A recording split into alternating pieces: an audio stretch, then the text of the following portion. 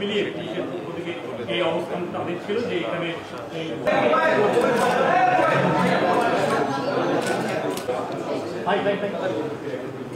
Hello thank you বলে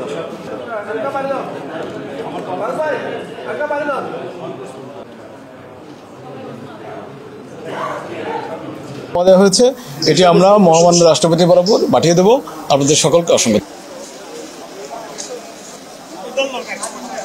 সংবিধানে উল্লিখিত অনগ্রসর গোষ্ঠীর জন্য কোটাকে ন্যূনতম মাত্রায় এনে সংসদে আইন পাশ করে কোটা পদ্ধতিকে সংশোধন করতে হবে এবং সেটা সর্বোচ্চ 5% হবে।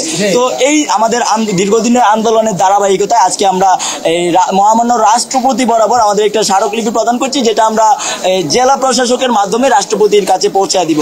তো আমাদের এই যে আন্দোলনটা চলছে এটা ধারাবাহিকতা থাকবে। আমরা প্রথমেই বলেছি যে আমাদের এই আন্দোলনটা ততদিন পর্যন্ত চলবে যতদিন পর্যন্ত না আমাদের আন্দোলনটা সফল হচ্ছে, অর্থাৎ আমাদের যে এক দফা দাবি সেই এক দফা দাবি যতদিন পর্যন্ত মেনে নেওয়া না হচ্ছে ততদিন পর্যন্ত আমরা রাজপথে আছি, আমরা রাজপথে থাকবো। আর আজকে যেটা হয়েছে আমাদের এটা একটা ফর্মাল প্রসিডিউর, যেহেতু আমরা ফর্মাল প্রসিডিউরটা বিশ্বাস করি এবং আমরা ফর্মাল প্রসিডিউরে সবকিছু করতে চাই। তো আমাদের যে গতকাল বা হচ্ছে রিসেন্ট একটা মামলা করা হয়েছে কেন্দ্রীয়তে যারা আছে, অর্থাৎ ঢাকা বিশ্ববিদ্যালয় সহ বিভিন্ন জায়গায় বিভিন্ন বিশ্ববিদ্যালয়ে যারা আন্দোলন করছে তাদের বিরুদ্ধে একটা মামলা করা হয়েছে, সেই মিথ্যা মামলাটা প্রত্যাহার করতে হবে এবং আমাদের যে যৌক্তিক দাবি আছে, বাংলাদেশের লাখ লাখ সাধারণ শিক্ষার্থীদের যে যৌক্তিক দাবি আছে সেই দাবি পূরণ করতে হবে এবং আমরা আমাদের দাবি আদায় হওয়ার পরে আমরা রাজপথ ছাড়বো, এর আগে আমরা রাজপথ ছাড়বো।